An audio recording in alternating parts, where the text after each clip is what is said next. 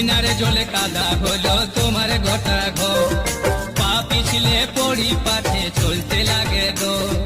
পুদিনারে জলে কাদা হলো তোমার গোটা ঘর, পা পিছলে পড়ি পাছে চলতে লাগে গো।